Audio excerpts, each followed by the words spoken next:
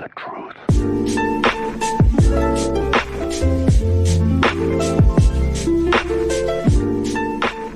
And we're live. Hello, Zineb. Hello, Kelthoum. How you guys doing?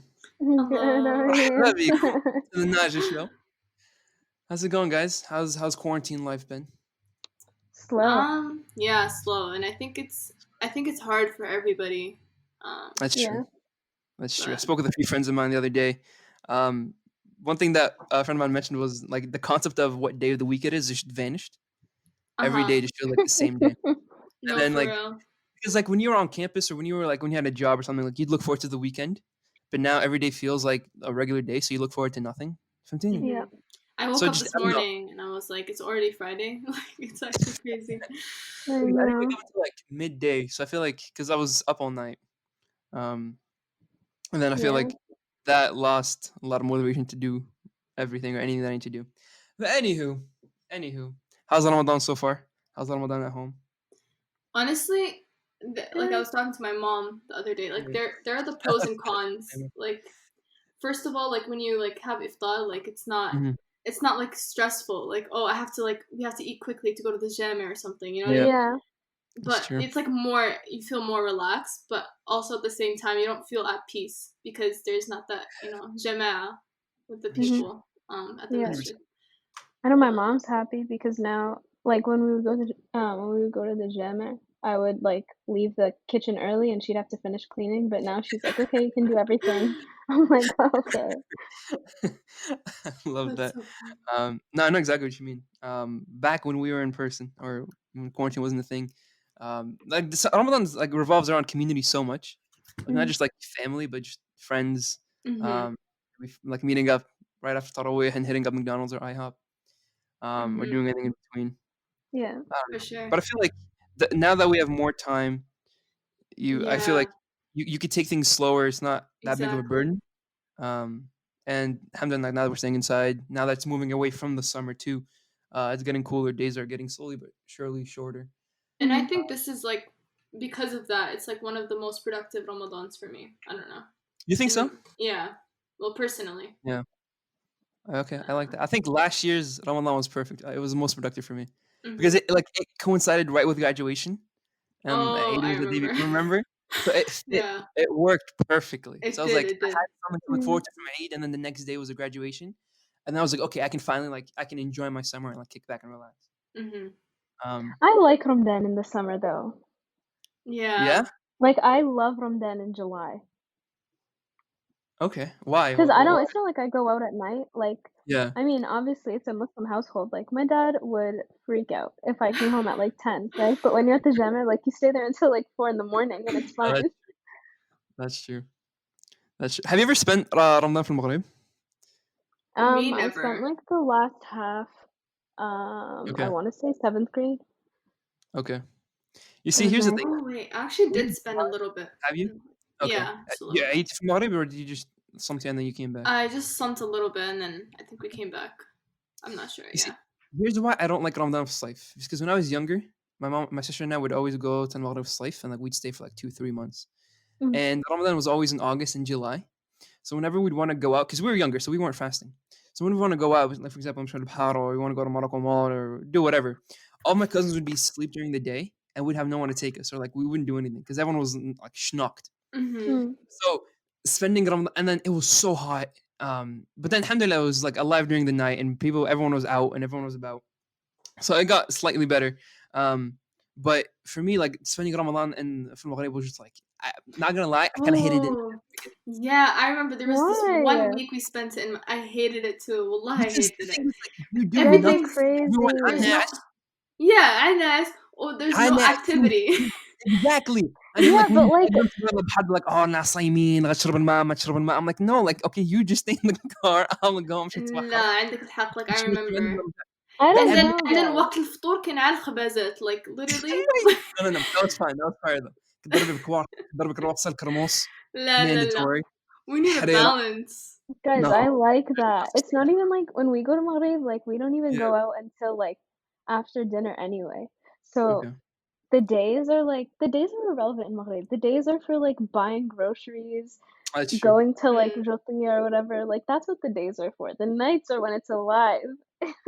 That's That's true. true. The night was good, but the day it That's just went. The days went by so slow. They did, they Yeah. did. 'Cause it would be so hot. I remember one summer at night, and you can, like, we were literally sitting, and it's so hot. We'd literally take off our shirts, go onto the jalij, and just lay down on it. Because that was, like, the only they didn't have the clean back then. I feel like back then, but they still don't have the clean.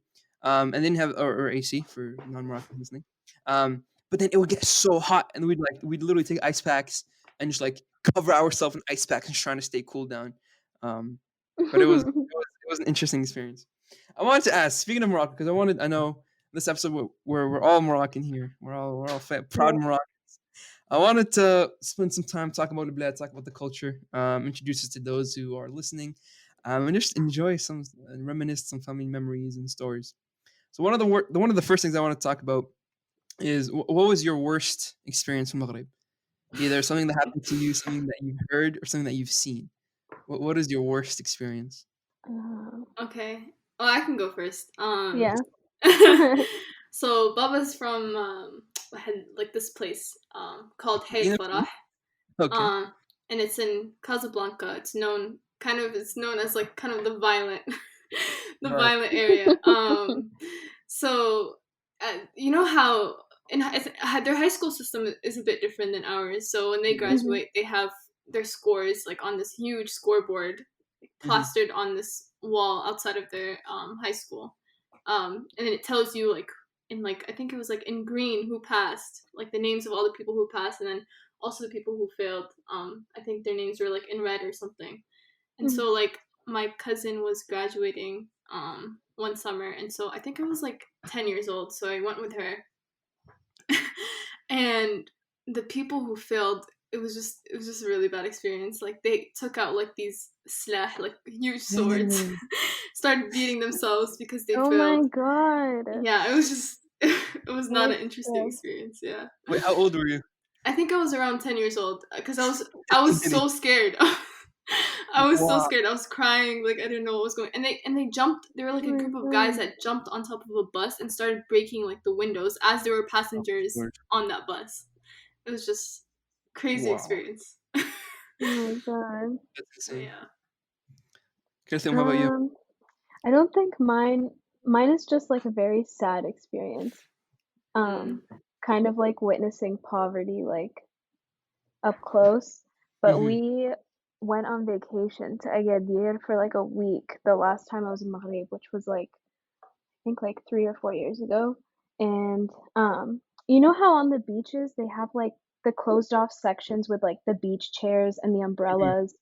Yeah. Yeah, so we got a bunch of chairs in one of those sections because I was with all my cousins from France and No, like no. we didn't want to stay on the sand. Um, and uh there was like this little puppy like walking in the sand, and my aunt and I like the puppy must have been like 2 months, like it was so small, and my aunt and I picked it up and we were like playing with it, keeping it next to us, and then this boy, he must have been my age at the time, he came by and he was like, oh, that's my dog, but you can like play with it if you want. Yeah. And like he was so nice, and then these two little girls came and he told us that those were his cousins, but they looked, like, really, like, dirty, um, Mhm. like, as if they hadn't, like, taken a bath in, like, a long time, um, and then my aunt and I were, like, sitting and talking to them all, and the mom came, and she was one of those women that, like, do henna on the Oh beach, yeah. but, Mhm. like, Oh. they don't get paid a lot, and, like, most like, she didn't have, like, business, like, we kept seeing her walk back and forth, but we didn't know that that was their mom. Um, and then when she came and she, like, introduced herself, my aunt felt, like, bad because, like, clearly, like, they don't have money, you know? Mhm. And, after the mom left, she gave, like, the little girls, like, some money, and they went to, like, one of like, a corner store or whatever, and they came back, and they were so excited about having a pack of cookies, like, literally screaming with happiness, and, like, I don't know, that just made me so sad, like, that they were so happy Mhm. about cookies, you know? Mhm. Yeah, and they're not even like they're very inexpensive cookies. Yeah, exactly, Yeah. like, they literally probably eat, like, nothing, like or you know what I mean? The Mm. same old stuff, Yeah. and, like, I don't know, Yeah. made me so sad, and we took pictures with them. They were so cute. Yeah. Yeah.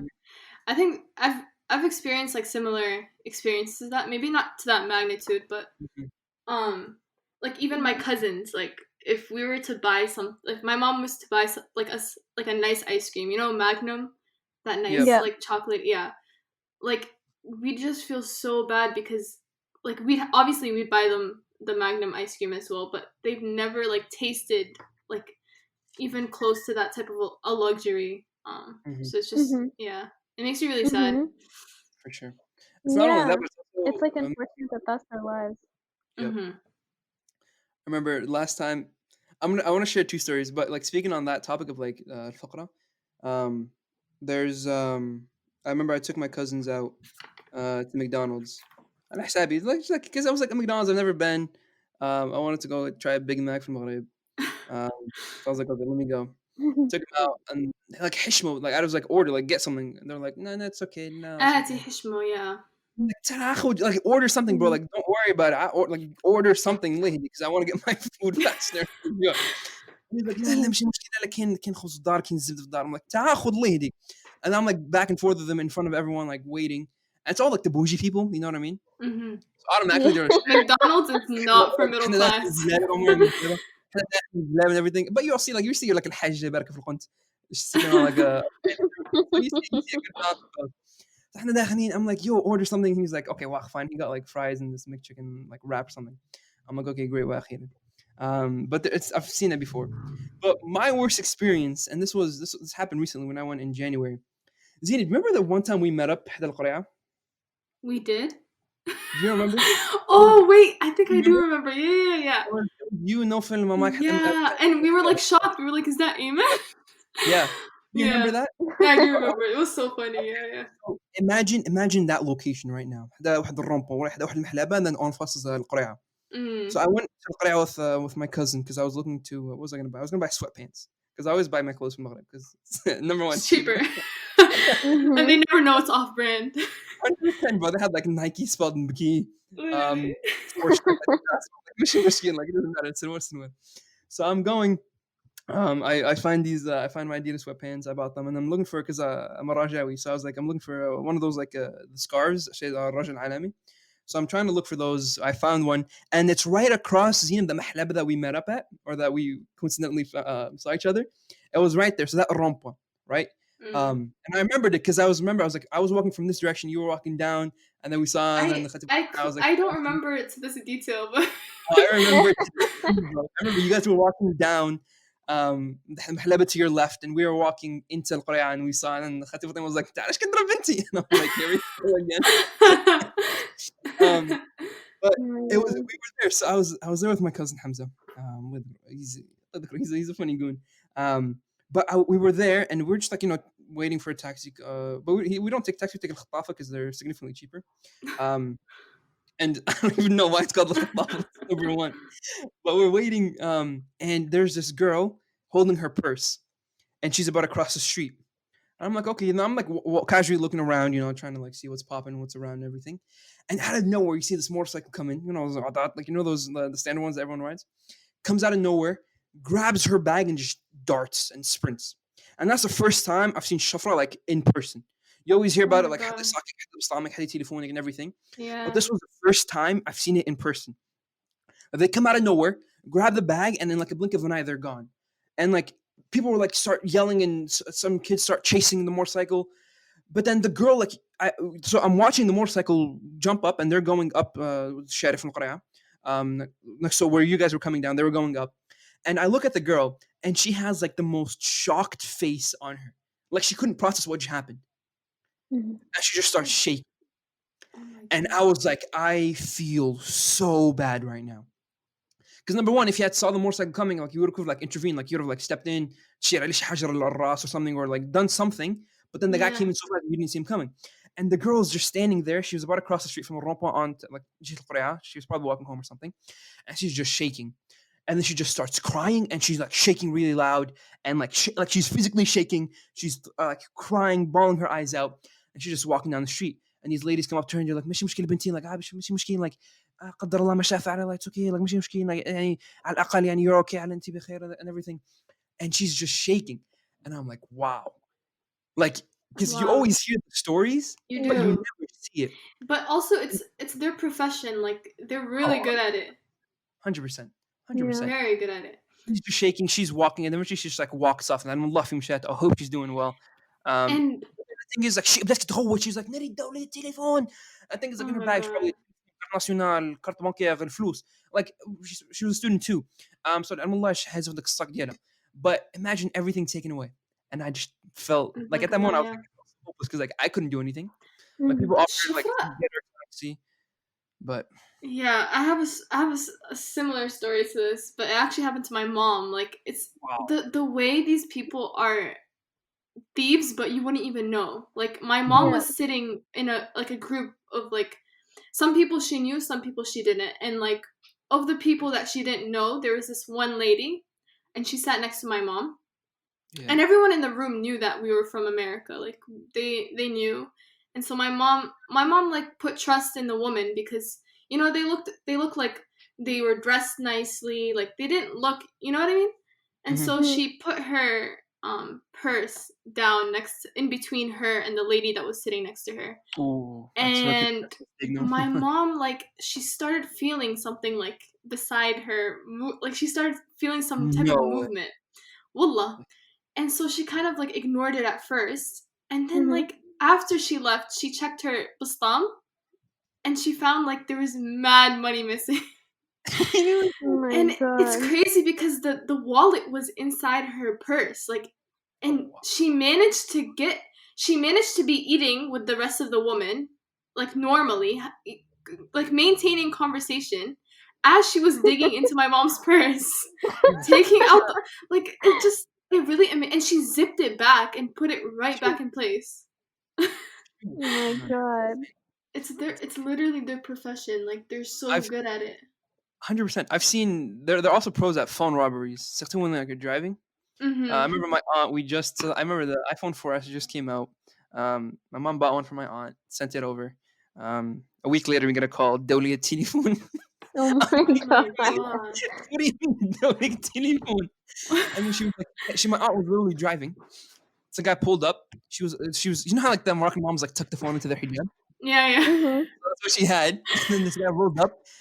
And her window was cracked down just a little bit, just so that she can let some fresh air in.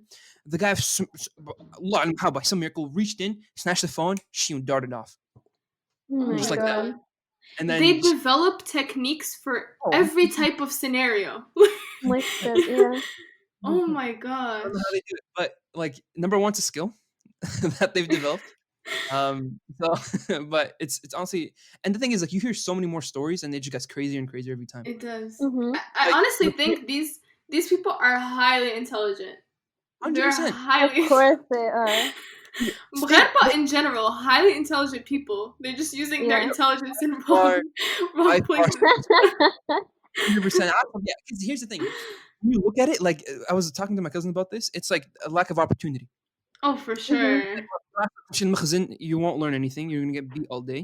You can't afford private school. So what do? End up ضايع في الشوارع, فهمتيني?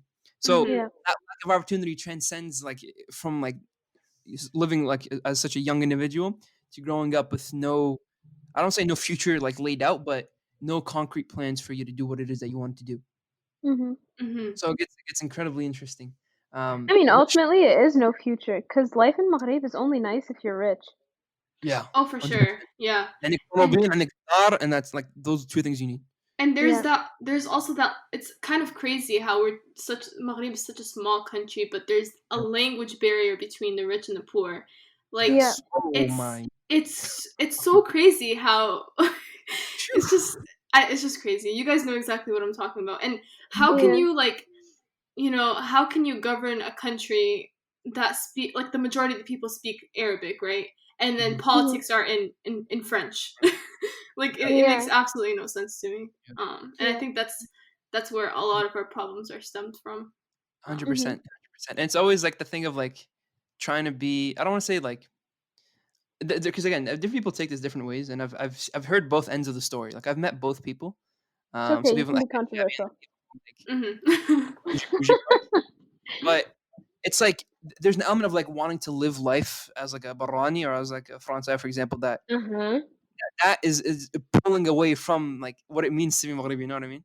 Yeah. So you look at, for example, like California. California, mashallah, عمرها بالناس المرايل, the number one. The average house is like million dirhams plus. No, $1 million. Million dirhams. $1 million. Mlayer, and then you see, you know what? Here's the thing that pisses me off too. There's so many Range Rovers and so many like nice looking cars Yeah. that every time I see, it's like, where do you get the money? Yeah. Because you see how people are living, and then you see how people are living in one and like in the morning you'll see how people are living, you'll see people struggling. واحد كيبيع جبنة في برا، واحد يعني خضار كيبيع الخضرة وكيشوف الخضرة. Yeah. And then you can drive down the street and see Range Rovers and these massive villas, and then you question, where is that money coming from? Like you can't draw the line, and that's the biggest problem. Yeah. Yeah. You know what I mean? Like at least here in America or any other like Western country, you can draw the line. Like you can see, okay, this individual worked in this industry. He lives here. That means he works here. That means he went to here for school. But from Maghrib, you just don't see that at all. Like there's such a big disconnect, Mm-hmm. and it's insane. It's absolutely insane. Blows my mind to this day.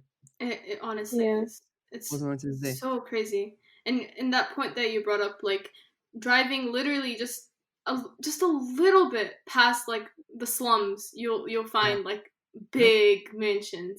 Yep. Mhm. It's so crazy. Yep. And you actually it's actually very common to find slums next to mansions in Morocco, because a lot of the people who live in the slums build their homes from like the scraps that that were 100%. used to build the houses. Plus, like, they're not Yeah. moving.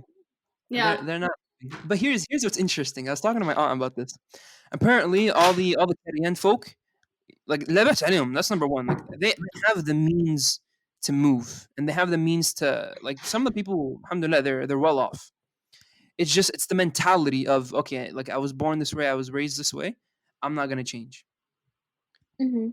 That's one of the biggest problems that I've seen with Karian. But it's definitely Mhm. interesting. And there's also the whole. I think one of the biggest problems that you mentioned is like it's the rich getting richer and the poor getting poorer. Like Yeah. I don't Mhm. think that's gonna change anytime soon. No, definitely won't. Oh, for sure. Mm-mm. Anytime soon. And then the other thing is, like, you have with the whole money, there's also so much corruption behind it. So much corruption. Mhm. So it's also like Maghrib is all in Marfa. Like it's who do you know and how far can you get with it? Yeah. Mhm. How far can you with it? I remember I was watching Zineb 2 days ago, and they were talking about like the barnamij that Al-Manik does, and when like he sends out like the care packages and whatnot, and all of the people that like I remember I was watching, and then they'd interview the people handing out the goods, like the zit, the rose, and scar and whatnot. And when you look at the people being interviewed, like, and people handing out the bags, it was interesting. The mudir of the project, I forgot his last name, but like his last name was the same last name as the girl who was handing out the stuff and who was on TV. Mhm. So it's not even like she got it by, let's say, or, and this simple example is like one to be generalized, but it's not. It's a matter of like, who do you know that can get you into a position that will benefit you, That's true. Yeah. and how can you go And from there? I think there are exceptions to this rule, because like from my dad's family, like there are a number of them. Like my dad like has 16 siblings. It's a lot. Mashallah. It's very That's typical in a Moroccan That is household. legendary. Yeah. Wait. And Before you continue, wait. Kelthoum, yeah, how many uncles and aunts do you have? My dad has 10 siblings. Mashallah. it's Okay. buckle. It's buckle. You guys, you were But saying. yeah. How about you, Aiman? On my dad's side, I want to say 6 brothers, 5 sisters, so 11. Mom's side, 5 sisters and 1 brother. That's 6. Your Quite mom's a big side is very like a minimalist approach. Yep. Yeah. So what was I saying? Yeah, so like there are a number of them who actually a lot of them who ended up being like very successful. Mhm. Some of them because they were smart, like Mhm. some of them like ended up, chemists or whatnot, or professors, and then some of them, I think it's honestly luck, like 100%. you bump into this one person and they notice your potential, and Yeah. they, and it's the same way with like getting a visa, for example, like Oh man. so, 100%. yeah, it's so much luck behind getting that visa. Like when you're in that interview with the person who's giving you the visa. They ask you these questions, and it's literally from they like, I don't know how to say it. Like, they're the ones to determine whether you should go to America or wherever you want to go, or like, and they don't. I don't know. Like, they don't. They just decide on their own. Like, Wait, I have a there's no. stupid question. Yeah. Is that separate from Qur'an? I don't know how this process works. That's why I'm No, so stuttering. Because I know that I have a yeah, cousin, not like a direct cousin, but he like all of his friends, they all applied bil Qur'an and they all got to come to America, but he didn't. And I think he's tried like 3 times and um they like Well, just never gave him the visa. And I feel yeah, I bad think for it is him. I'm different. like I wish he could come. I think it is different because you apply for a visa for different reasons, like to get a job or to study. But Yeah. then the lottery, I think, could just be anything. Yeah. yeah. I had but back then it was easier to get a Al-Qur'an was so much easier back then too, because now Yeah. they demand you back. That's number one, and you have to have like a legitimate reason.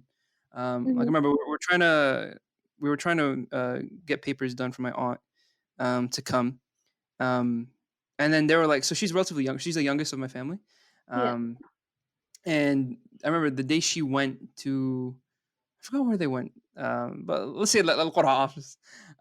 She asked them and they were like لا لا اختي ما نعطيهاش ليك. She was like علاش قالوا خفنا نتحرق يتم. And like because she didn't have a block number one, so she was gonna come just to chill with us and hang out. Hmm. Um, Mhm. also visit for like a few months and then go back. Um, Yeah. they were like ما عندكش الباك like once you get there you're gonna stay there. We can't give it Yeah. to you. And now it's got exponentially harder. But back then you could go without anything. You could literally go without anything. I remember my mom was telling me a story. Um, there was so my family's origins is Red Haddon. It's like right خارج على الدار البيضاء. And like my mom's uncle, he has a farm. Um, and so he has a farm, and then his wife, the guy who takes care of his animals. And it's a funny story. The guy takes care of his animals, so he like, feeds them, takes care of all the waste and everything, and everything that from A to Z. He one day came to him. He was like, "صاير غادي إيطاليان." I was like, "كي داير غادي إيطاليان?" He just went, applied to a visa in like 80s, like late 80s. He Hmm. literally went, applied for a visa to Italian. They gave it to him, and he went, and he's probably there right now. Yeah. And like whenever Mhm. you go to, it's like I forgot what the word was. سارخ البهيم, I think. Something البهيم. I think سارخ البهيم. It was like سارخ البهيم ديالي مش الطاليان, and he'd always just say that back and forth whenever we talk about a visa or talk about like immigration. But it was like so much easier back then, especially with Hmm. all like that the whole wave of people going to France and people going to Italy and Belgium. Hmm. I think some went Yeah. to Spain. Some went to Spain as well. But it was just so much easier back then. And now it's like the hardest thing to do if I you don't know Mhm. anything. understand. Yeah, for The sure. hardest thing to And do. as I was saying, like, you go in for an interview and they start questioning you, and if they think you're lying, they Yeah. will automatically tell Yep. you like you can't, and they start making Yeah. like assumptions about what you will end up doing in America. Yep. And then 99% of the time, you'd find that for them, it's just a matter of just printing it and giving themselves a visa, and they're like, okay, yeah, we're going, Hmm. and that's it. And that's it. But there's so much corruption. There's so much corruption. Yeah. That's Hmm. it. I remember my uncle was telling me a story. Back then, it was virtually impossible to get your hands on a passport. Virtually impossible. And this was like also late 80s, late 70s. There was a lady, ولده كان الكوميساري ديال البوليس. So he was a commissioner of the police, and he had access to like he could give you he could make you legal documents. Mhm. Here's what the lady did. شوفي التفكير ديال المغاربة. She literally was like, okay, well, do you know what? Let's start up a small business, and let's just start like selling documents to people. So she'd literally find people who ever want to travel, if they have family على برا or anything, and they'd pay them, and she'd make them a passport, just like that, and she'd Wow. expedite the process. It's like you're paying for like the 2-day delivery, and she'd expedite the process, and she'd give passports left, right, up and down to people who just like anyone really, whoever could pay. And Allah fi مشى. But if you look at it then and if you look at it now, the same thing applied. The people who are in position of power aren't moving; they stay in their position, and they just exploit whatever they can do. And it's Hmm. Allah يستر وصافي. Allah Yeah, يستر. well, again, it's because if you have a good job or if you have money in Yeah, Maghrib, like why would you want to leave? It's nice, that's true. you For know? sure. That's true. Yeah. But like for the people who don't have nice houses, who have the worst jobs, like of course they want to get out. They think that they have more opportunity outside.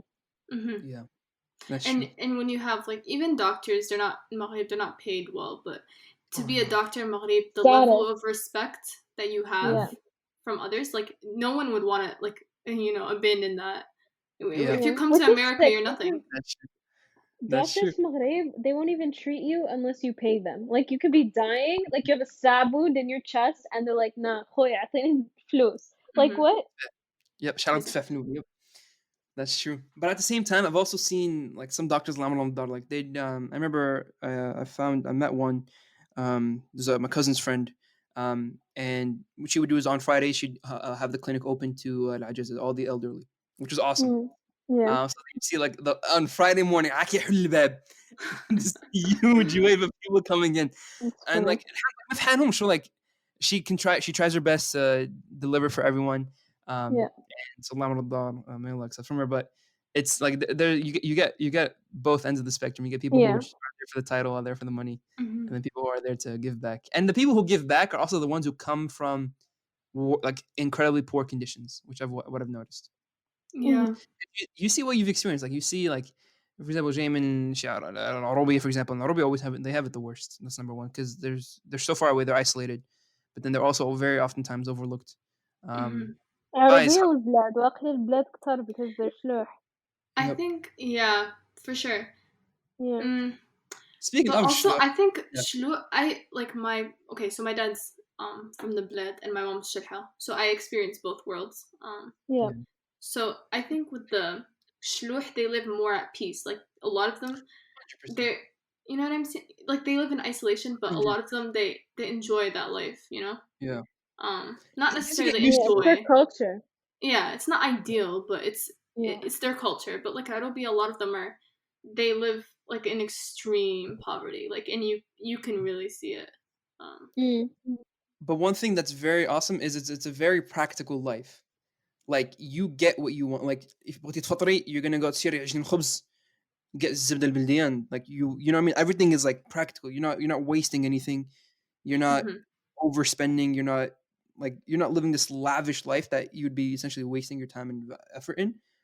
Like Mhm. mhm, المعيشة العربية, especially like from what I've experienced as a kid or what I've seen or what I've heard, it's one where it's like it's rewarding, like mentally, like yeah, it when is. you Yeah. get that level of self achievement, self accomplishment, Mhm. Yeah. um, and plus like alhamdulillah, like if you're born into it, the majority of people like they get used to it too.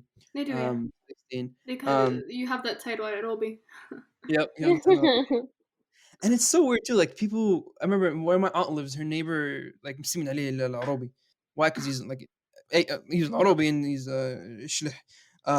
But he's like people like for us like they always like make fun of him like oh شو العربي هو خارج. And like they do have a unique word of like there's some of them are interesting folks. But some of them are very incredibly awesome individuals. That like again, Mhm. there's that Yeah. language barrier that Zineb had mentioned. Yeah. Take off that language barrier and you can cover a whole new culture. Um, Speaking of العربي and I wanted to ask you guys, as a Moroccan, I know we have a lot flowing in our blood and our genes. We have Arab blood, Berber blood, some European maybe. Mhm. What European would for you sure. Yeah. what would you consider yourself to be? Would you consider yourself Arab, Berber, شلحاء. 100%? Why is that? I mean, Um, you probably already know, but I mean, I'm not even 100% because yeah, like my mom's family are 100%, and then my dad is half, and then he's like, so his dad is Shilh, and then his mom is half Zaidi and half like Arab or Arabi or whatever. yeah, Um, but like I don't know, I connect a lot with Shluh, like Mhm. Azaz and Aliyah. Whenever we mhm, go to like Agadir or you know what I mean? I feel like the people like I feel such a stronger connection to those people. I've had so much better like so Mhm. much, I don't know, so many better experiences with Shluh than I have with like other Magharba. And I yeah, also Mhm. feel like a lot of Magharba claim an Arab identity just for that superiority. You know what I mean? yeah. Mhm. Like, I've heard so many Maghreba, especially ones going to college, being like, "Oh, no, like, I'm Arab." Like, okay, like, you're Moroccan, I mean. Mhm. I Mm, think personally, like, there's a lot of identity crisis that goes behind this, because I'm also, my mom is half, so Yeah. I get to experience like the lifestyle in Bled Shloh, and it's really nice. It's like I do feel connected, but at the same time, it's like I can't connect in terms of language and culture. You know what I mean? Mm-hmm. And I'm more Arab than I am Shadha, so there's, it's just obviously I am more Arab than I am Shadha, but then at the same time, I sometimes I don't even feel like I'm truly Moroccan, because of not really understanding culture, even when I'm in like Casablanca. Yeah, Yeah. So many things behind like all of this. It's like, yeah, I don't know, a lot of identity crisis. that's Mm-hmm. true. That's true. I'd say that's a very good question. I'd say I haven't been me personally. I haven't been exposed to like Berber culture as much. Like, okay, so like my family, I can tell you where my family's from. I've been there. نواحي مراكش. قلعة السراقنة. Like, I can pinpoint exactly where like our blood comes from. However, if you trace back further than that, technically my family's lineage is from the Arab Peninsula. And my mom would always tell me this line. It was like, جاء أسرنا عن طريق I forgot what طريق. طريق I forgot the route. There's a famous route name. I forgot, but it was like my like you could. So for me personally, like my blood would go all the way back to the Outer Peninsula, and that would make Mm-hmm. sense. So that makes me out of in a sense. But then when you see how we were, when you see like go back a few generations, grandfathers, great grandfathers, like they came, settled in and then like they got used to that culture and built on it. You know what I mean? So Hmm. it's a Yeah. matter of like, okay, if you layer it up, do you go all the way back down to the bottom, or do you look at the most recent? What do you Hmm. do? And then that superiority thing that Kevin had mentioned is it's such a prevalent thing because every time, and I this is like I enjoy meeting other Arab as much as I do. There's only so many times that you can like take the, oh, so you're Moroccan? Can you understand what I'm saying? Can you speak Darija? I'm like, bro, Yeah. Yeah. Or the listen, sihr comments. Oh my god. 100%. And like that, I feel like some individuals treat us as so far removed because we're Yeah. so we're so far west. But in reality, like if you look at like the Arab world in itself, like it's one thing. It's not a separate thing. And there's some similarities across both, like across all cultures, whether Mm-hmm. you go from Maghrib all the way to Saudi or Bahrain and Kuwait. Hmm. But then Yeah. there's also differences, and that gets into very complicated discussions, which is interesting. Yeah. And that's one thing that I want to talk about. Would you consider yourself to be North African or Middle Eastern? Like when you take Arab, Mm. North do you, African. North African no, for sure. I We think are okay, North that, African. I'm yeah, not yeah, from the we Middle East. literally are North. I think the you word literally are. Middle East, like middle, I think you mean like Arab. Like Okay, fair if enough. Yeah, there's, yeah, two separate things, if there were two separate things, North African and right, Arab, I think North Yeah. African is kind of like a hybrid, Yeah, it of is. It many is for it's different sure. cultures. And I think the problem is with like our North African community is that they deny like each each part of our culture. Like we are Arab, we are Shluh, mhm, we are African. We have African Yeah. roots. We have also things from the Iberian Peninsula in our culture as well. Like mhm. there are so many aspects to our culture that, and we just kind of have to embrace every aspect of All it. of it. You see what I'm Yeah. saying? Yeah. Going off of that, the African roots argument, though, I think it's really important that people don't claim it unless they know it for sure. Because, for Mhm. example, my Yeah. mom, like, if you see my mom, she's whiter than white. She's like paper. And we already knew that she definitely did not have African blood in her. We got Mhm. her like the DNA thing for her birthday once. She really wanted to do it, and she doesn't have any black blood in her, right?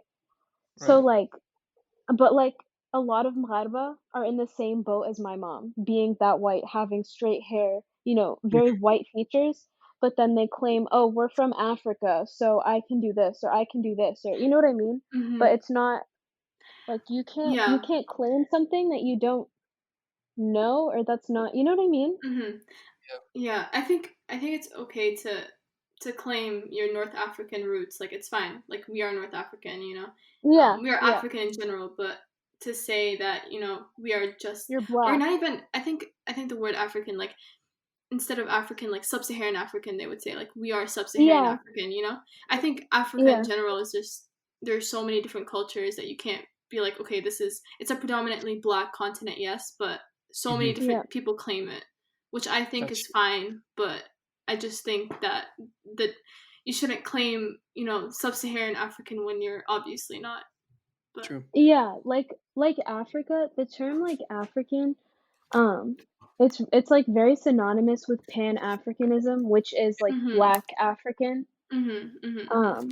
And like that's where it gets like it's one thing to say like, oh yeah, Morocco's in Africa, like we're North African. But like I think the North makes that difference between Yeah. what we are versus Pan-Africanism. You know what I mean? Mhm. Mhm. Because For sure. North Africa as a whole is so genetically different from the rest of the entire continent that like, Mhm. like there are black Mgharba, like 100%. I've met so many, but like that doesn't give the right for like all Mgharba to claim like a Yeah, Pan-African for sure. identity just because they come And from the continent. and True. they use like those individual like black Moroccans that Words. they know and Yeah. be like, "Oh, but they are black. That means like I identify with the same culture as they do, so thus like I am, I belong Yeah. with this like Yeah. Pan-Africanism movement, which is false." Yeah. But Yeah.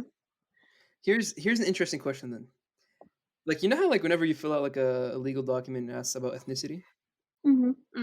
do this you, is the most you complicated. this is gonna be an interesting question. Me and Zineb Do you talked about feel this This will last start year. this will start a war.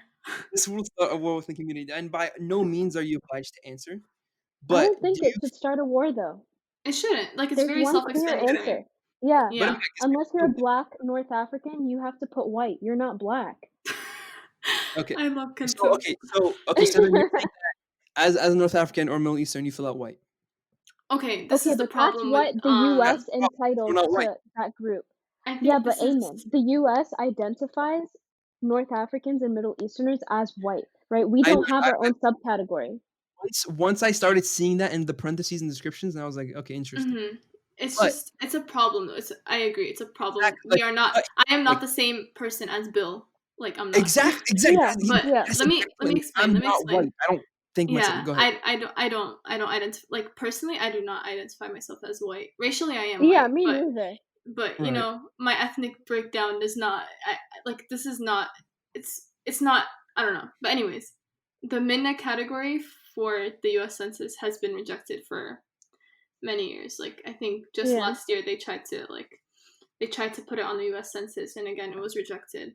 Yeah. And I think like looking back like historically, the Lebanese ruined it for us. They came to the US and They they were like wanted to be white. they wanted to be white. Yeah. But then the Maghreba, the North Africans who just came, who were just coming into this, a lot of North Africans came probably like the Recently. 90s, Yeah. right? Most. Yeah. And so at that time, like there was already an established like Arab community, and the North Africans were trying to establish their own. But obviously, we needed a safety net, so we resided with the Arab community and stuff like that. So Mhm. they just put us in that one category together Mhm. as white, and I think that does create a lot of problems for especially a lot of North Africans and for a lot of Arabs as Yeah. well. Um, Like, it takes away a lot of opportunities that we could have, and it's not for sure, justified yeah. at all that we have to label ourselves as white. Like, it is a wrong done by the government or institutions on our part. Like, it's not fair that we get discriminated against in our day-to-day lives, but, like, we Mhm. don't get to have any benefits like, easier chance at getting into a college or you know what I mean? But, Yeah. Hmm. like, at the same time and this was something that me and Zainab debated last year when we were applying for colleges, um, like, if you identify as like, if I were to write black, right, and I applied to Howard University, and they accept me, and there's another black Muslim hijabi girl that doesn't get accepted because I took Hmm. her place, I'm not Mhm. black, so and I took her place. and I think a lot of white North Africans have to acknowledge that they have a lot Yeah, more privilege than black Yeah. No, individuals, that's true. especially black yeah, individuals who are women who wear hijab. Like so many yeah, things go into exactly. this discussion. Yeah, Yeah, 100. but 100%. It happened to me. I was in that position. Once when I was part of Nesby during high school, we went to the Nesby. Um, Nesby's National Society of Black Engineers. The people who might not know what it is. Mhm. But Mhm. we went to like the collegiate, like the Boston like meetup, and I was only like it was me and Iman. Iman, I hope you're listening to this, but it was just me and her. And we're both, she's Algerian, I'm Moroccan, so we're technically African. You know what I mean? North Mhm. African, Mhm. African. And then you look around, we're the only like light skinned Yeah. people, Yeah. and Yeah. Yeah. I'm like, and like you could clearly feel people looking, and they're like, oh, like what are you doing here? And like we Yeah. were For both on sure. equal exec board of it, and they're like, why are you part of Nesby when like someone else could have been leading? And I was like, at first, I was like, it's a club. It's like sure, this National Society of Black Engineers, but it's not meant to be like an exclusive or racially like isolate or racially exclusive club like meant for black engineers. But then the more I thought about it, I'm like, wait, that was initially the purpose, and that's essentially Yeah. like deep down message that no one is saying is because when you look at the opportunities available, like sure, I mean, man might have had a different if someone was to look at us and then look at someone else. Yeah. So now I was like, wait a minute, like I need to rethink what I'm doing. Mhm. It was an interesting few days. Mhm. Um, but then the Yeah. conversation happened to me again on campus. A friend of mine asked me, "Was like, what do you identify yourself as?"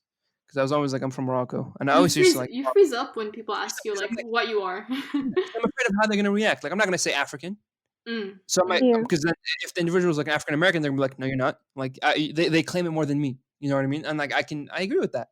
So I always go back to I'm North African, bro, and that's it. Keep it at that. Not Yeah. white. I'm an Eastern North African. Period. And that's it. And they're like, okay, cool. They might not know what North African culture, what North African entitles you to, Mm. or what it entails. But hey, at least it's something that I've started using, Yeah. um, which is very interesting. I've always hated the where are you from or the what do you Yeah. identify as. But even in college applications or like job applications in general, like when I put white, I try to express as much as I can about how I Other am not in other ways. Like I think there are many other ways to do so. Like for name. example, Yeah. Just Like your yeah, essay. yep. my college essay was mainly about like me and my identity crisis with I have if you guys both have seen me probably without hijab because TIA. Shout out Yeah. Obviously to you. Khartoum, she's a woman, but yeah, like I have very coarse hair, but but I have very pale skin, and that how that like gave me that identity crisis, and I tried to Right. express that as Yeah. much as possible. How I have you know indigenous roots, and at the same time I have a majority of like Arab roots as well, and how that makes me who I am, and in general, Yeah. I'm not a white person. 100%. I'm not the same Yeah. as Bill. Yeah. I think another experience that like was really eye-opening for me in terms of like identity, or at least with how others identify me, because like we all have identity crises within ourselves, and like we struggle with how with how we identify ourselves, but like identity is majority how other people see you. Hmm. Yeah. You know what I mean? Um, and I remember when I was working at Christmas Tree in racist New Hampshire, um, some of Christmas tree of these all places. workers, literally, oh my god. Some of the workers, I remember once we were talking about like the subject of like race, Mm. ethnicity, things like that. And one of the ladies said, "Well, what do you identify as?" And then I said, Mhm. um, "Well, that's hard for me because I'm Moroccan." And then I said, "But like if I have to fill out a form, I put white." And she's like, "Well, when I look at you, like I would identify you as white."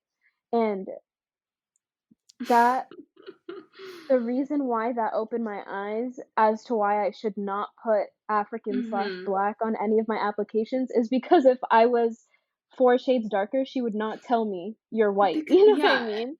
because like, it, yeah, I see what you're saying, and also like, I don't know, when people view you, there's like, kind of only like three categories they can put you in, True. especially like white Yeah, Americans. They're like, okay, either Yep. yeah, you're like white, black, or Asian. Hispanic, Yeah, yeah, Or Asian. or Asian. Number four, the yeah, fourth category. They don't really see anything else. So, That's yeah. true. but yeah. That's true. Even how about like Indians? What do they put? They put Asians, but Mm, like a Chinese Asian. person and yeah, an Indian yes, person are not close. yeah, That's yeah. true. Because then you have Southeast Asia is incredibly different from Far Yeah, East, exactly. like But they all incredible. put Asia. Yeah, Pakistan, Bangladesh. Afghanistan. All the stands have it interesting too. Because then you have European, and then you have Stands Asian. have all the like Uzbekistan, Azerbaijan, all these places. They have like very interesting like ethnic breakdowns. Yeah, Some of them look very extremely Middle Eastern. interesting. Some of them look Like, very like they're like some of them yeah, look like very Turkic, and then They yep, others look look like very Asian yeah, or they look East yep. like Asian. I mean, Asian Turkish, like it's very It's just interesting. it's it is very interesting. super They have mixes interesting. from all, like they have. It's one of the uniquer mixes. Yeah, because they Um, Yeah, have influences from like Turkey, and from then also influences from the all around, Mongols and the everywhere. Ottoman Empire, and Yeah, from it's everywhere. crazy. yeah. It's crazy. Wait, Zineb, can you say why Shluh have like عينيهم جبدين?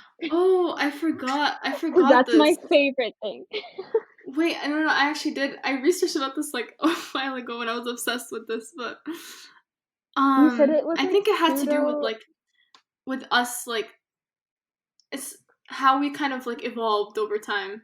You know, like a lot of the Uh-huh, shluh, like the original shluh were Mhm. originally black, from uh-huh. sub-Saharan Africa. And then slowly you started getting more influences from the Arab world, from the Ottoman Empire, from you know what I mean. And then I don't remember what this was, but in general, when you see like how you identify like a shilh is like their eyes are like a little bit slightly slanted, you know. Yeah, Yeah. honey. Yeah, yeah. I don't have those, but but yeah, something When I to was do a with their baby, ethnic. I looked Chinwiya 100%. Like kids used to like Yeah, people yeah. used to ask my mom if her husband was Asian. She was like, no. Yeah, That's I don't insane. remember what this. I don't remember. I remember researching about this and being very interested in telling Kulthum, but Yeah, I was but like, I don't remember what? exactly. Yeah. No, no, no. It's actually a very That's crazy. interesting topic. You guys should look into it. Oh, pseudo-Mongolian. That's the term. Yeah, yeah, yeah, yeah, yeah. Pseudo-Mongolian. Yeah. Yeah. Yeah, okay. I don't Mhm. know anything past that. It's just that word. Interesting. I'll have to look it Interesting. up. Yeah. I feel like what's cool about Maghreb is the mixes that we see is also like in the language, Darija, Mm. our Uh-huh. beautiful Darija that people don't understand. We have what's in Darija? What would you say is in it? What's ingredient? What are the ingredients? Okay, Arabic. we are the language of the sukun. We don't have. For Like yeah, example, I don't know. Give me a word in Fusha, like Arabic. kataba, دخل. Kataba. Ksib. Like. kataba, yeah, Yeah. oh, dude, دخل ادخل. Like we are the language of the sukun. We don't. dakhalat, We love that little accent. it sounds so rough too. Like whenever I'm talking Darija, like "Sidkhul, sir, Yeah. it's Yeah. so. And I was talking to a friend of mine. She's from Philistine. Zine, if you're listening, shout out to you. But she was like, "It's so rough." I'm like, "Yeah, because essentially to speak that is you compress everything, remove some of the Yeah. harakats, and bam, you're done. You're there. You got that is you throw in a little bit of French, calculatrice. Bro, I'm telling you, Spanish, that is got طباخ. me And through a little French, Spanish. a little Spanish, little Amazigh, a little Berber in there, Mm. Yeah. and you got it. You got Darija, but it's very an interesting mix, especially when you It think about is. like It is. where Yeah. does this word come from? Like the craziest one that I recently figured out, and you're gonna judge me, but like, do you know where Bnadim comes from? Like web Bnadim. Hold on. Benny Adam. Yeah. Exactly. I didn't know Ah. that. Yeah. It's I didn't crazy. know that for the longest time. I was like, wait, Benny Adam, web Bnadim. I was like, that makes a lot more sense.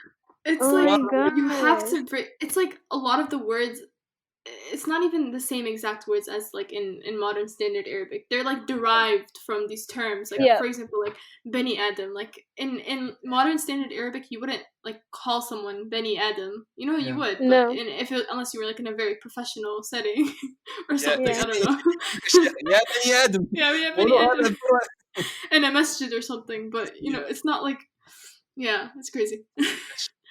No, That's it's so funny. definitely interesting language. Mhm. I want. Okay, so I've been saving this now, but it's time to play the 10 Darija. So here's how the game works. I have 10 words of Darija. Um, Mm-hmm. first person to get it right gets a point.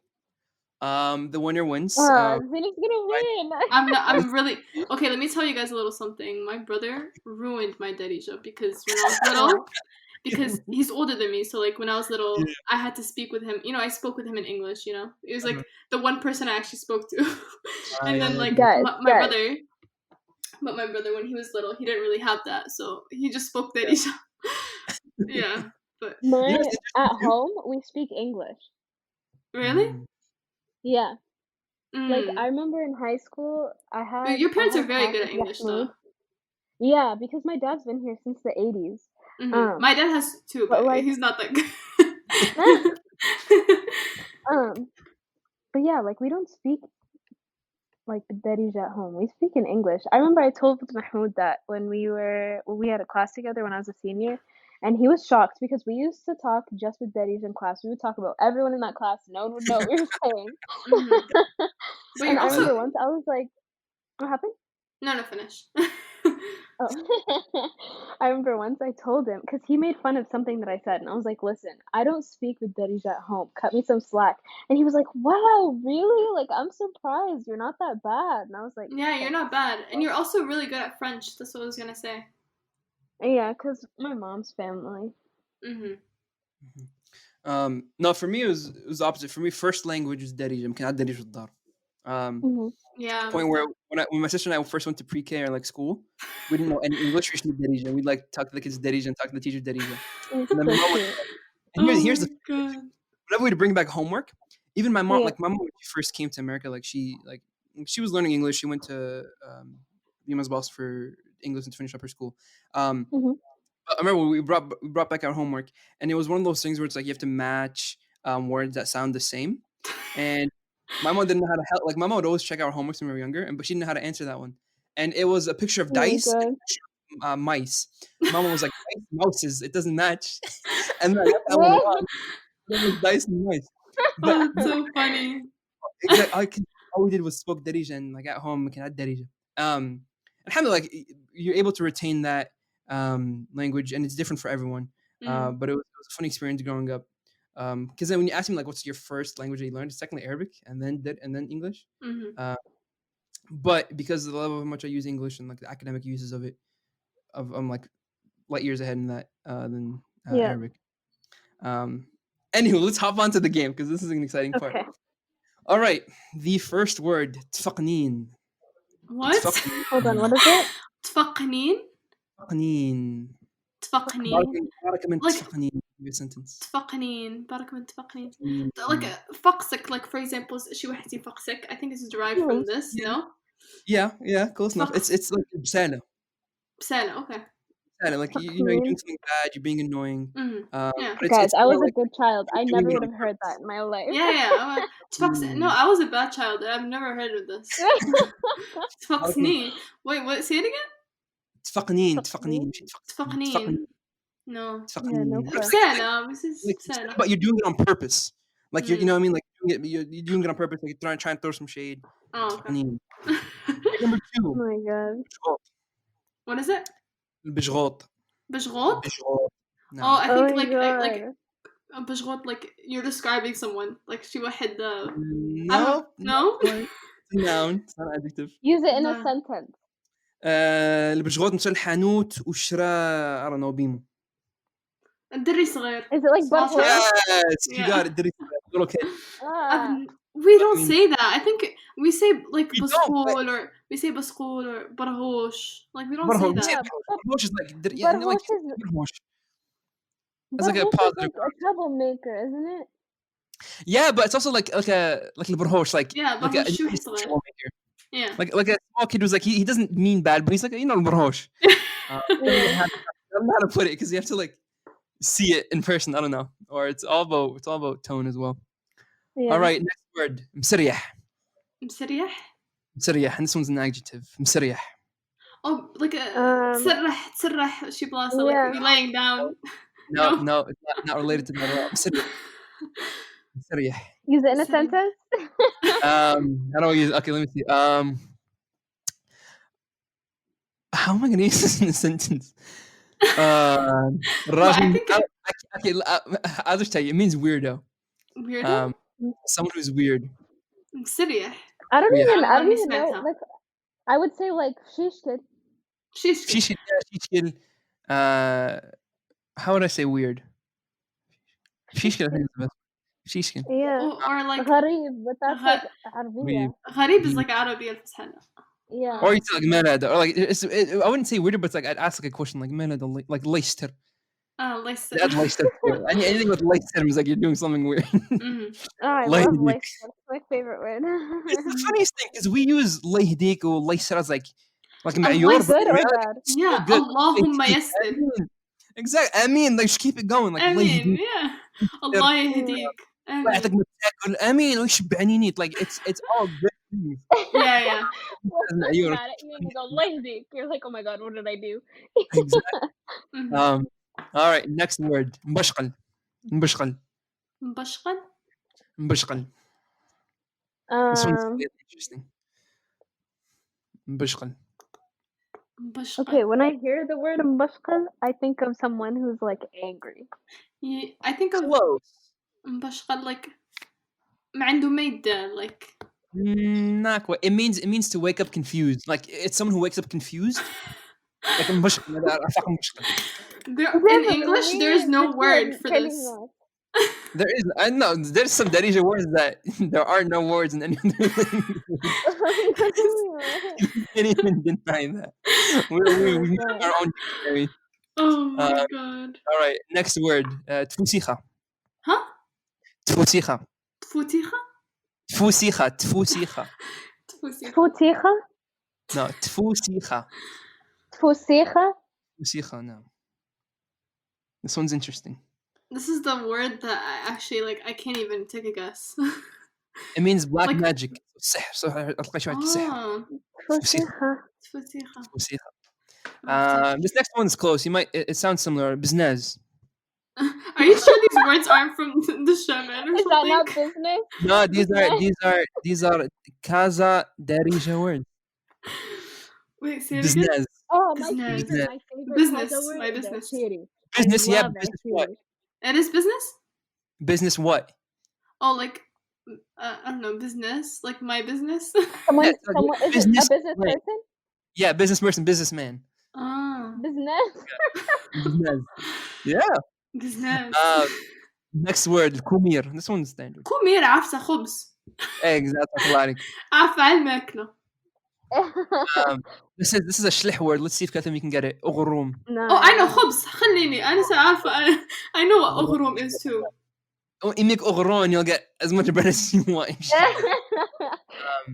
Okay, Zine, this one's for you because of you. مقلية.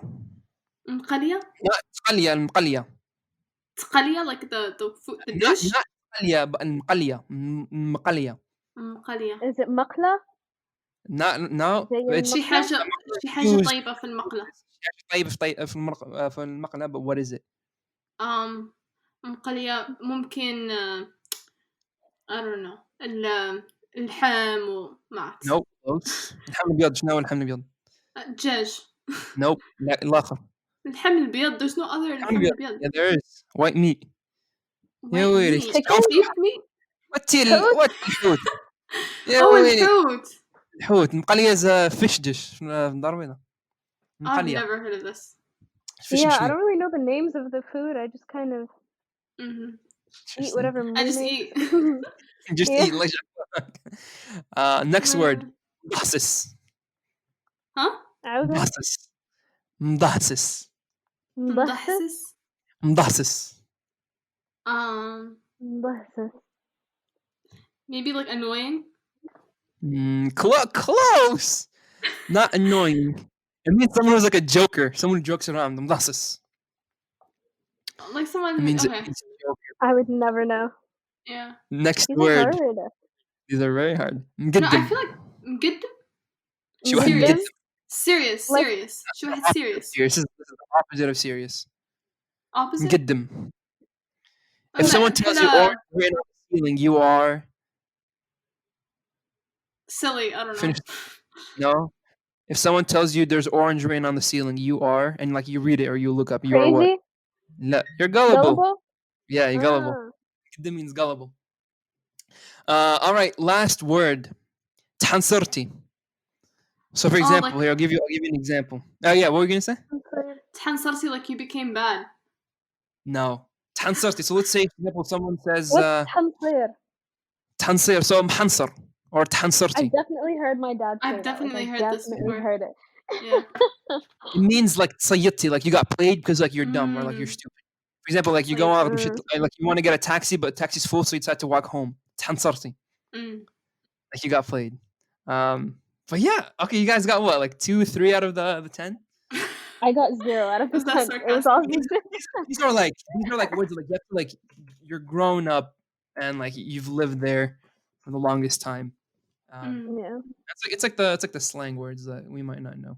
Yeah, for sure. But they're interesting words. Mhm. Like تفوسيخة تفوسيخة. Have you heard any like crazy sihr stories or black magic stories? Oh, me. Really quick. Oh my god. I was playing soccer with my cousins. Like عادي, like every summer we play soccer every day. And then we were actually in the shaman, and shaman is known for its sihr. And so this woman, she throws glass and henna on my head. And I was like, wait, what is this? Like, most random combination I've ever seen in my life. And then this old man comes to me and he's like, جري. He's like, جري, جري, جري. أنا رحت لك السحر. I was like, what? I've seen like most confusing time of my life. We were so confused, me and my cousin. We were like, what is this?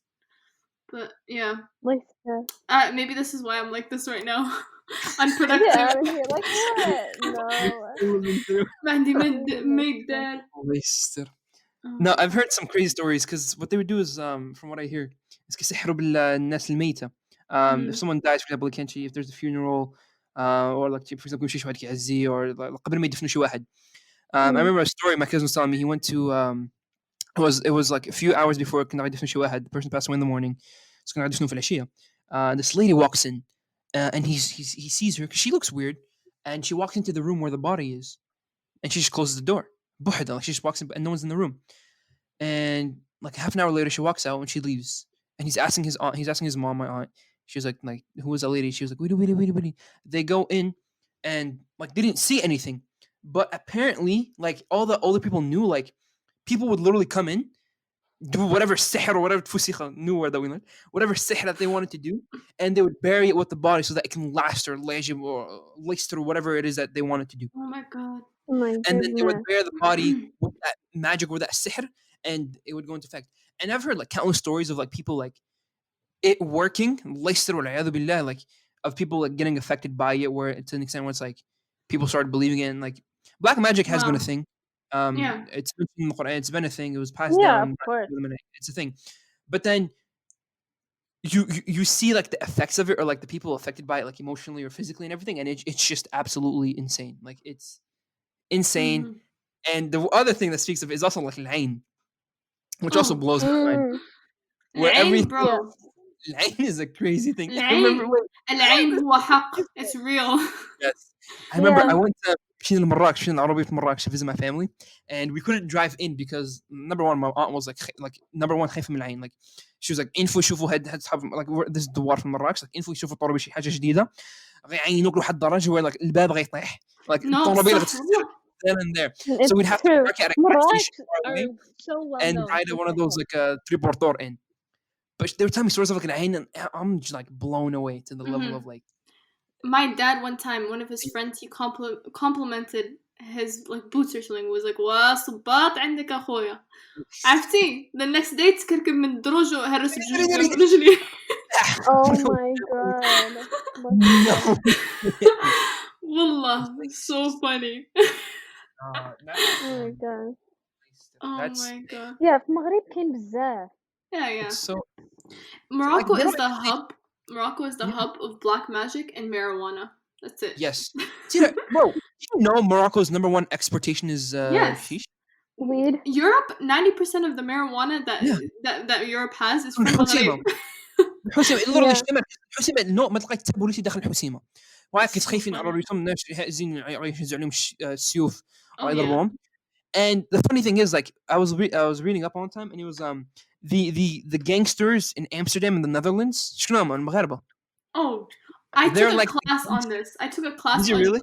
Yeah, it was called Europe and Islam. But most of the discussions in class were about North Africans in France and Amsterdam and how they were like creating these like little like hoods, but they were like the hub of like violence and but also like and the whole like thing about like France not wanting women to wear hijab. It's all connected with Mhm. all of this. Yeah. But yeah, There was a period of time where all the French jails were on Maghreb and Zairian. All of them. subhanallah. It was like literally, it was like the majority was But Maghreb and Zairian. it's honestly when I think fear destroys people. True. Fear shuts people down. It makes them Yeah. do Yeah. things that they wouldn't want to do. It doesn't wake people up, you know? Only 100%. a number Yeah. of people it does. It wakes people up because they've been trained, you know, to respond to fear like that. But if you have Yeah. been living in circumstances that, you know, were not in your favor, you will, True. you know, do things that المغاربة والجزائريين تاع فرنسا دور مختلفين عن المغاربة والجزائريين هنا. Mhm. Like 100%. حتى في دينهم they're not religious in Europe. Yeah. Like It's it's because rare that you'll find religious yeah. Moroccans. True. True. No, I've seen it. I've seen it in my own family. I've seen it. It's because Yeah. it's I don't to be honest, I don't know. You know, here's another weird thought too. Even المغاربة خارج عن المغرب are oftentimes more religious than المغاربة في المغرب. Mhm. Now, yeah, You know what I especially mean? here, like If I had a our jam community. down the street, I would not leave. I'd be there 24/7. Yeah. If I had halal food all around me, like غنعرقها اللحم, like without a doubt. If I had like all the things that they had there, it would be great. But then you see all the Moroccans there, and again, I don't want to say it's a waste, but they're not exploiting everything, or in better words, they haven't seen what life as a Muslim is outside of Al-Maghrib. Mhm. So, Yeah. like, you know how like you take for granted the little things, Mhm. Exactly. Yeah. something along those lines. Mhm. But I've always talked about that with my cousins. I'm like, bro, like y'all have it so much easier. Mm-hmm. You don't have to like find a place to pray outside. You can just pull up to the nearest jama, meet the faqih, go sit down with him, Mhm. read some Quran, learn a new hadith, and bam, all you can do that in an hour. Here, you got to go through hoops Yeah. and hassle. It's insane. For sure. I wanted to shift the conversation. I know we talked a lot about culture and we talked a lot about Morocco, but I want to ask, and then this is similar to what we were just talking about right now. But essentially, what does it mean like to be Moroccan? Like, how would you draw a spectrum if there was one? And I don't want to exclude any Moroccans or any people who might not claim Moroccan culture to the extent, but still have some Moroccan culture blood in them. How would you like? How would you say, or what classifies someone as Moroccan? Essentially, it's a If weird question. to me, Here.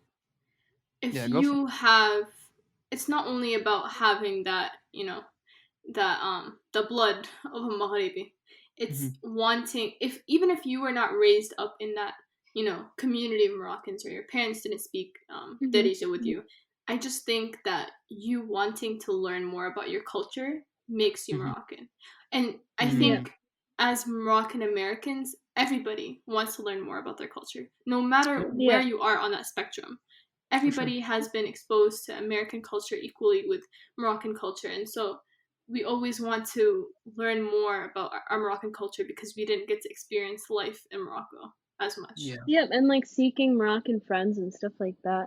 Mhm. Mm-hmm. For sure. For For sure. sure. How would you? Okay, I want to ask you guys this then. I'm gonna ask you a series of questions and just answer yes or no. Do you have stedder at home? Oh yeah, No. many. But- Do you import llamat in your suitcases? Oh yeah, No. just suitcases just for tlam. Shout out to Lagam. Mm-hmm. I For feel like sure, they're losing a lot of money on the 2 suitcases they are. because if they were to pay people, they'd make a lot. Second, would you say you eat more American or more Moroccan food? People are gonna come at me for this. I don't really like Moroccan food that much. الحقيقة. No. I like Moroccan food, but not all of it. But What also Yeah. don't my you like? dad. I don't. Okay, I don't like I'll eat them, especially if my grandma makes them. Like whatever my grandma makes, I'll eat anything because I only see her like every couple of years. Yeah. But like I don't really like herrera. I don't like couscous. Me neither. I don't like Um, حلالك so I don't Scalia, like. I will never touch. Oh, Like yeah, I will I never agree. touch I scalia. I support refuse to even smell it. Yeah. yeah. It's disgusting. Have you had Seacook, I don't like. Psycho Sikuk is I can handle. No, it is. I don't know I who love decided to buttermilk. pour I love milk. buttermilk. No, I hate Libin. I Libin is the one thing love I Ew. refuse to drink. Even if you're paying me $1 million, I will never drink Libin. I It is love Yeah, me Libin. disgusting. neither. I It love is it. nasty. Um اللحم بالبرقوق is good. Milk slap, bro. Schwa. All Oh the yeah. meaty Woo! the meaty things. Rfisa is Yeah. like literally hayati. Like if I Yeah, could eat Rafisa is Nafisa Rafisa, for bomb. breakfast, lunch, and dinner for the rest of my life, I would. I love okay, Rafisa. Rafisa is good once in a while. It's just the this and the Rafisa ruins the mother. To be honest. That's true. How? The helba or whatever they put in it too. الحلبة is it tastes so bitter. Like I don't know what to describe it, So but as soon as I bad. No, hit we one don't and put that. I don't like Yeah, I don't like helba. But not everyone's Nafisa is good. Not That's everyone's true. Nafisa is good. that's Some true. some Rafisas are soggy. Yeah, it comes nasty. Yeah. And then you lift the judge, and then it's like a pile of Yeah. like wet. On the, Yeah. oh, But man. I think Moroccan. You know what amazes me is that we don't have rice. We don't have rice I in our know. food. I You know what? know. I saw this map. Wait, this is gonna blow your mind. My sister sent me this map, and it was like a map of the Arab world, and Mhm. it had like it was like drawn in barriers and like borders of like cultural elements, so like language, food, and everything. And it was like Yeah. once you pass Libya, you there. Yeah, here I found it. I'm trying to find which one had rights. One of them had. It's Oh, because we where was don't it? Yeah, have like once rice you fields. We don't yeah. have So Yeah. it was. So imagine Misr, and to the right is rice. Libya to the left is couscous. That's like the biggest difference. Yeah, exactly. yeah. Yeah, I'm gonna send you guys this picture. It's pretty cool. That's But it's like crazy. ways to divide um, the outer world, and Grains. there's some. It was some interesting pictures. You know, I WhatsApp it to you. Kelthoum, I'll send it to you later. I deleted WhatsApp years ago. What? WhatsApp is a Moroccan staple. That's number one. WhatsApp is a Moroccan staple. It It's is like now. WhatsApp is. You know, it's Okay, like but Moroccan when the culture. cousins that I don't want to talk to reach out to me on WhatsApp, I just delete Mm, my WhatsApp, and then when I see them in Maghrib, I'm like, oh yeah, like it just wasn't working. yeah. Yeah, I No, no. can't. I can't with WhatsApp. I really can't. And especially because I know you can change it in your settings, but I get lazy. So the Mhm. pictures that they send you, all the tarbit, Download. it gets saved. And Yeah. then Yeah. I get a notification like your storage is full. علاش? Because of WhatsApp. Like that's why I Yep. deleted it. I don't know. But yeah. But anyways, I wanted to ask because I saw this tweet and it was an individual. I forgot his name. He's not someone that I knew, but only one of his parents was Moroccan. Mm. Hmm. And people were attacking him, saying, "Oh, you're not Moroccan. You're not Moroccan." Some people were supporting No. him. I know How a would lot of you? people like that. Stupid. Yeah. My What? cousins, my dad's sister married a Kenyan. My Uh, cousins are so Moroccan. They speak with Darija. They eat all the food. They know all the music. Like they go to Maghrib. Like it's not just because one of your parents aren't Moroccan that you can't be fully Moroccan. You know what I mean? Hmm you see, here's where it gets interesting. If the is Moroccan, then Dara تكون Moroccan. The home is Moroccan. But if it's the dad, Oh I think yeah. things are far different. If the dad's Things get a Moroccan and the little mom, If things get a bit different. it's That's kind of always like true. that. If the dad is, it's I think it's always like that for all the cases that I've seen. That's Like true. like it's always Not the all of dad. them, guys. Not Amir and all of Yassine are them. still Moroccan. Oh, that's true. That is true. Yeah, That's true. There are they're in touch with the exceptions. culture. There are exceptions, but There are exceptions. The I think majority. most of the people that Yeah. I Yeah. know, personally, most of the people that I know, if Same. the father is Moroccan and the mother isn't, it's like a lot of Things the are- kids aren't, and I don't think that doesn't make them Moroccan. They just haven't been raised in that same environment Yeah. That's true. that we are. That's true. I mean, you're still Moroccan. You have that 50% claim, but when you like because the mom is like the nurturing side, so like you tend Mhm. to mimic your mom's behavior. So if you see your mom talking to Darija or cooking this or wearing this, you tend to do the same. So there's that element, which is interesting. Mhm. Mhm. I wanted to conclude because it's almost time for Maghrib and our brother's hungry. Me too. Do you think it is valid to have a spectrum of being Moroccan, or is the No, condition so different for everyone that you can't have a I spectrum? think everyone. What I said before, Yeah. everyone is able to claim the Moroccan identity. It's just a matter of you wanting to learn more about your culture. That's all it is, Mm. in my opinion. You Yeah. don't even need Yeah. to speak the language. Like you just Yeah. wanting I to agree. embrace your culture makes you a Moroccan. I don't think it's acceptable to put people on a spectrum because it gives them a lot of identity crisis. And I It think also like creates that superiority. yeah, for sure. And I That's true. think I can also relate to this because even when it's crazy because when I'm with people in Huda, like sometimes I don't feel Shout out like to I belong. Do you know what why I'm not? saying? I Yeah. belong, definitely I belong. These are the people that I have You were known since I you was were raised little. there. I was Yeah. raised there, but at the same time, sometimes I feel like I'm not as Moroccan as they are. You know what I Mm. mean? I feel But Did that I do. so yeah. intensely, Zenith. It's crazy. It's crazy. Like Uh-huh. I don't mean to feel it. I just do. Like I can't Yeah. help it. But at Yeah. the same Here's a time, question on that. hmm? Keep going. Sorry, I don't want to cut you off. Keep going. Keep going. Oh no no. But at the same time, I feel very Moroccan. Like whether or Mhm. not I speak as good Darija as they do, or know how to cook tagine or whatever. Like I Morocco. think Yeah, exactly. I think I am Moroccan in my own way. You know. Yeah. For sure. For sure. But here's what I've noticed too is sometimes, and this applies to majority of cultures too. There was this facade that people put on to show that like, oh, I am 100% this culture. You know what I mean? Like I know who I am Mhm. in reality. You know what I'm trying to say?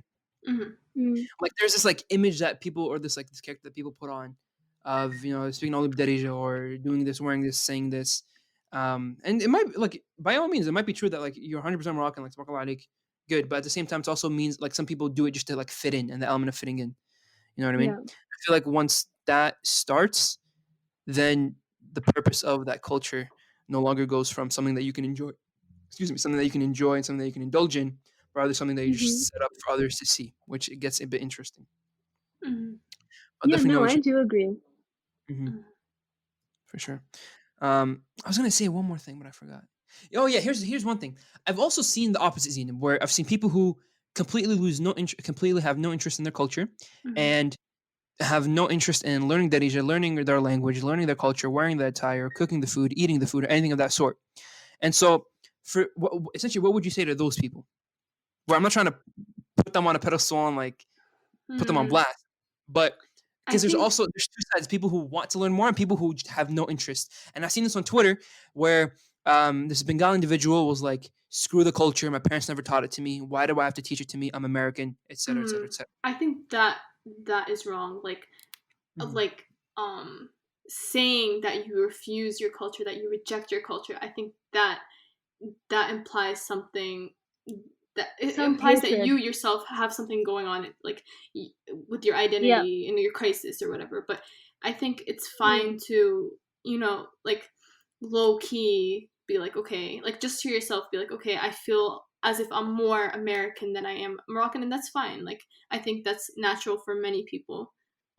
But to like Yeah, of course. outright say that, oh, I hate my Moroccan culture, oh, I hate this side of my identity, and explain the reasons why, like I think that is wrong in many ways.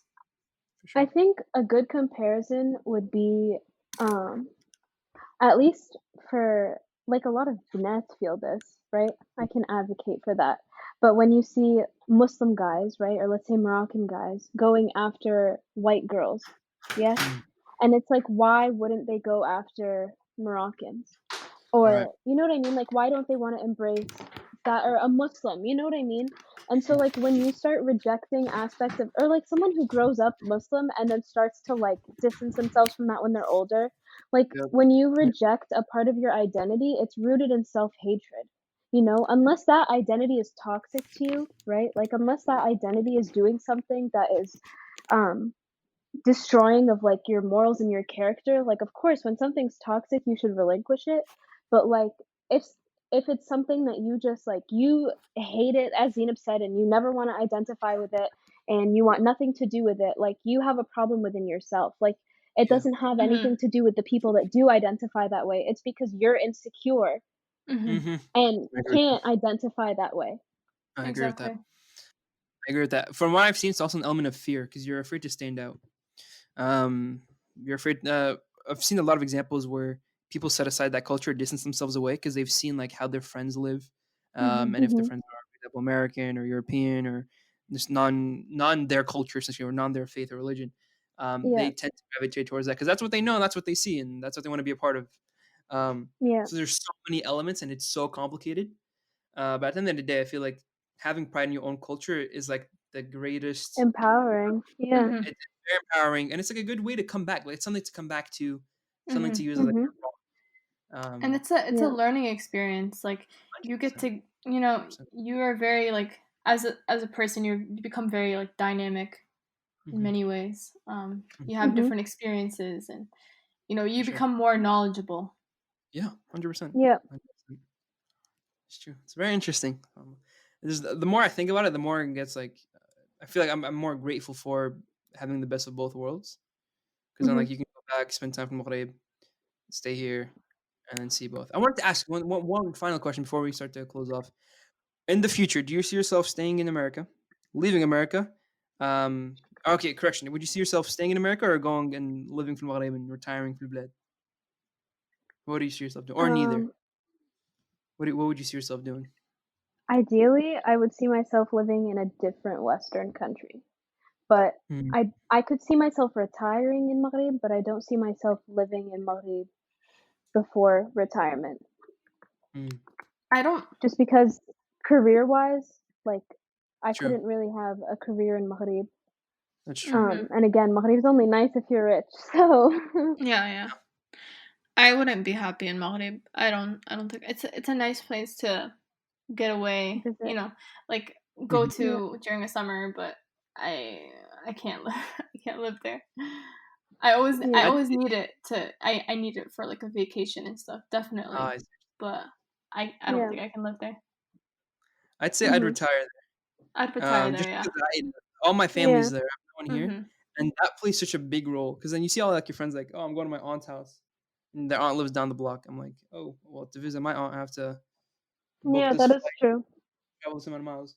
So I Mhm. would love to retire there and just be like close to my family. Like whenever I'd visit, during the winter, like I'd literally call my aunt, can she up? I'm there. Yeah. And I call my other aunt, can she shop? I'm there. We go. And then it's just like a nice cycle because again, they're staying at home, they're cooking. Might as well join them and have fun. And Yeah. I feel like Aida plays such a كلاب دور كبير in terms of developing you, connecting with your family, and just having fun. And the Maghrib Mhm. offers that. Maghrib has like 'cause all my family's there. Yeah. So I definitely move there when I'm far Do you older. guys see yourselves living in America? Yes and Yeah. no. Honestly, I Yes think I and have no. this problem of constantly thinking that I'm gonna leave, but I always end up in Medford. Like I have come to the conclusion that I'm gonna be in Medford for my entire life. Really? I really do. Yeah, I Medford really has do think everything. so. Huh? Medford's Medford has cute. everything that you need. Yeah. I don't know if it. Subhanallah, I really don't. Like the only school that I applied to other than my safety schools, that was in state was Tufts, and it happened to be in Medford. And so all the other schools that I got into were out of state, and I was hoping to go out of state, but Subhanallah, I got a feeling to just stay in Medford. Um, Yeah. It's crazy. for sure. I'd say I'd live similar to what you Kathleen, what you mentioned. I'd stay in America for a few years, develop my career, do whatever, and then go to a different Western country, Yeah. preferably Europe. That's kind of the wave. It really is. It really is. Because America, like, Canada banned assault weapons.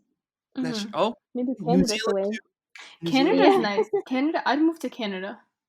Really? Canada's I so like nice, but I the like buildings places would that are literally like kill me. yeah, that's true. But I like things that are familiar, like places that are Nice. familiar. I don't want to Mhm. like But there's also an element of adventure. Explore yeah, somewhere yeah, for new. sure. Like that I'll save the adventure for like spring break, summer, but to live, no. It's a lot of Yeah, temet, a lot of Yeah. like work that goes that's behind it. true. That's It's true. not Yeah, all it's that's not all Mhm. cute. true. For Yeah. sure. For sure. Well, Zineb and Kelthoum, thank you all for coming along. Tabarakallah alaikum. Thank Many, many you. thank you all for My coming along. I bestie. appreciate your time. Thank you for coming and sharing. We talked about a lot. Alhamdulillah. I can confidently say that at the end of the day, we're all proud Moroccans. Of And course. we love our country. Yeah. Allah al Watan al-Malik to the day we die. JK. Ugh. Um, that has controversy in it. Anywho, Yeah. to everyone listening, thank you all for tuning in once again to a new episode of the Naja Show. It's a new series called Chime In with Aiman. This is episode 5. Can't believe we're already on 5 already.